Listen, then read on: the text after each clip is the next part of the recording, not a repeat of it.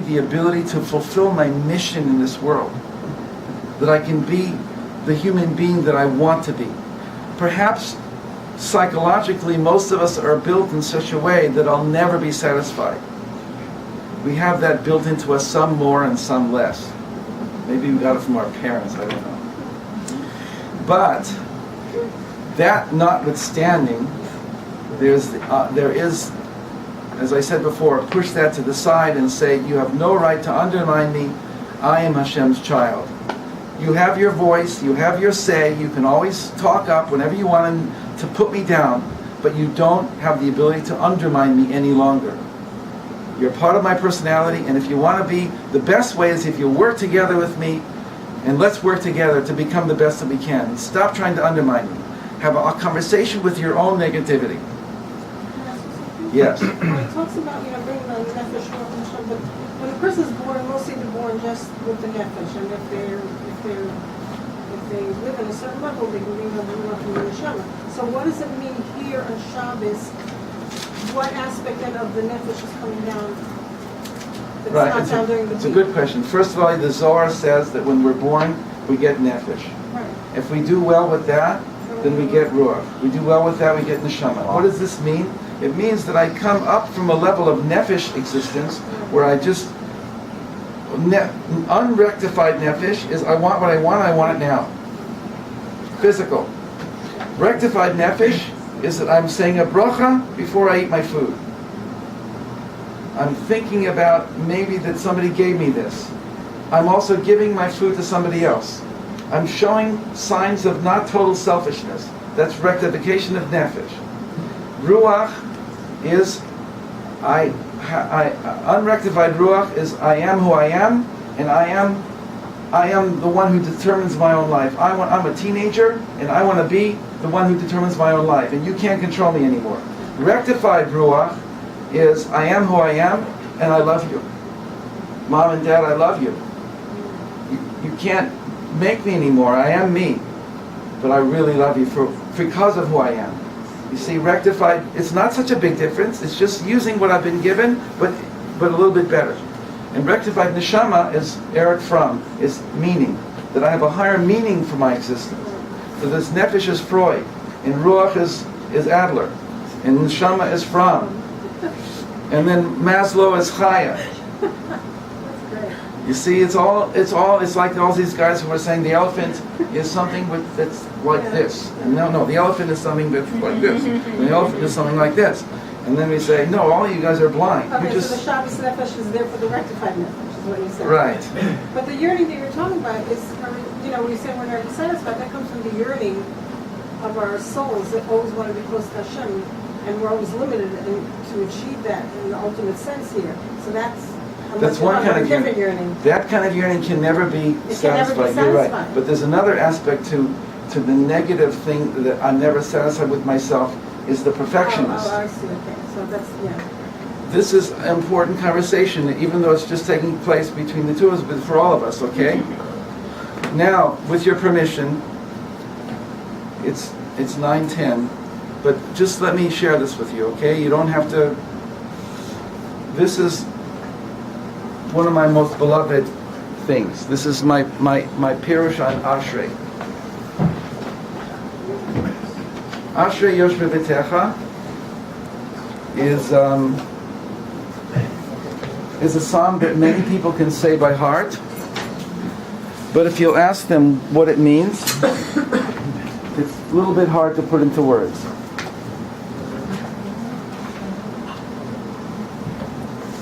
So what I try and do here is to clarify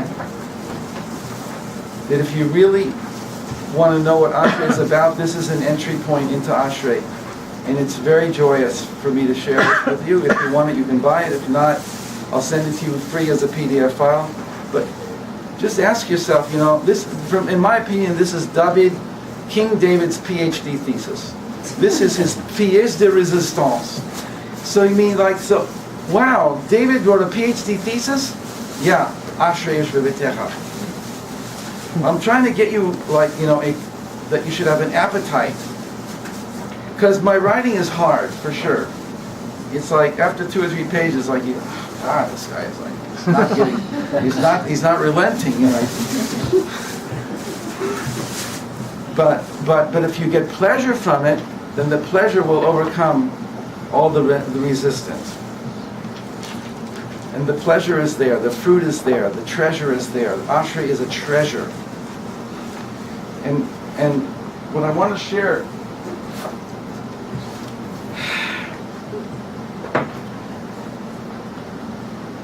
how are we doing time-wise? Doesn't matter, it's great.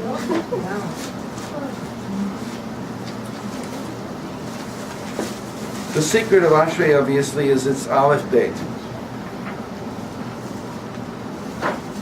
And one of the things, the basic of Ashrei is the Meshech Chochmah that I bring here. The Meshech Chochmah was very young when he wrote it. His name was Rabbi Meir Simcha HaKohen. See, Meir Simcha Kohen is Mish. So he made it Meshech. Meshech Chochmah means the pulling down, the drawing down of wisdom. Incredible man he was. And he's also the Or Sameach, the same author with a different book, and therefore the yeshiva is named after him. The Meshech Chochmah. So his insight into Ashrei is that King David, throughout the Psalms, but really in a very pointed way here, is distinguishing between miracles and nature. God runs nature, God runs miracles, does miracles once in a while. The Jewish people, the tendency is, and it's even a mitzvah, but what he's doing, he's questioning exactly how to balance it, is that it's a mitzvah to be remembering the Exodus. And the Exodus is miracle par excellence, right?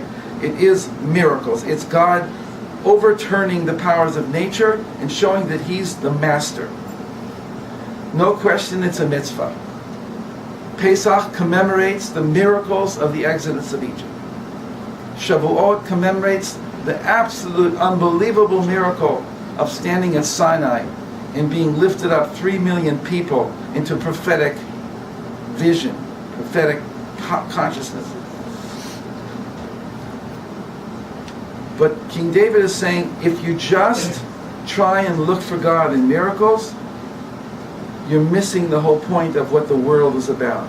The Aleph, Beit, Gimel, Dalet, Hey, Vav, Zayin, Chet, Tet, Yud of Ashrei is that Hashem creates a world of causes and effects, and he runs that system from behind the scenes, and he wants you to see him as the one who's the author of that system. So don't look for him only in miracles, look for him in the daily, in the mundane. And so you learn from here that why did he do miracles for us? To lift us up. And why did he then stop a miracle? For instance, the desert is the prime example. He splits the sea for us. Then for 3 days, like nothing happens. And we're looking at the third day, we're crying out for water. And water, meaning to say the water to drink, but it's also what happened at the water there. You split the water. And since then, nothing. It's almost like you just let us down. And Hashem then said, okay, I'll give you some water. But I want you to know that I'm with you even during the 3 days that you thought I wasn't with you. In order to teach you that, I'm giving you water now to show that I'm interacting with you and I heard what you said. And now I'm going to leave you again, so to speak, and you're going to now call out again because you're going to forget that I helped you twice. And I'm going to give you again because I'm trying to inculcate into you that I'm really with you even when it's not obvious. Right? That's the lesson of the midbar, of the desert. That I want you to know, and so one of my great teachers, Rabbi Bullman, said, where is it? It's on page somewhere here. It's like